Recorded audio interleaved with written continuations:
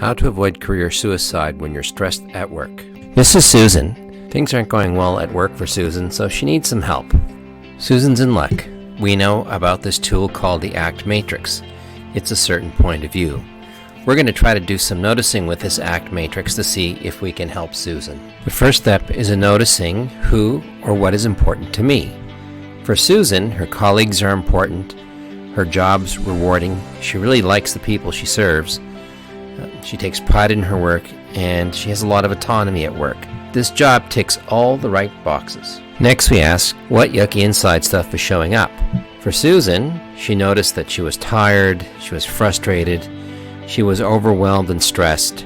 She felt overworked. We then asked Susan what she did to move away from these unwanted inner feelings. What Susan noticed is that she was actually pulling away from her colleagues and friends at work. She was working with her door office closed.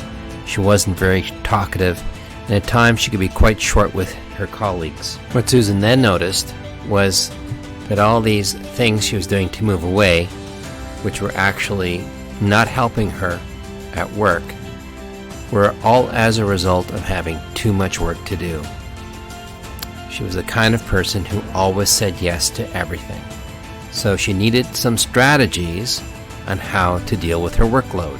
Susan also wanted to reconnect with her colleagues and friends at work. So then we asked Susan what she could do instead to move toward who or what is important to her.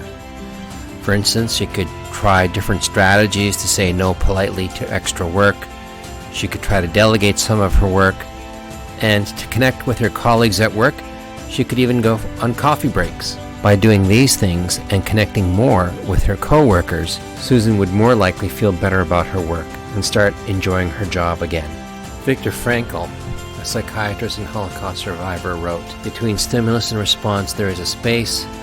In that space is our power to choose our response. In our response lies our growth and our freedom."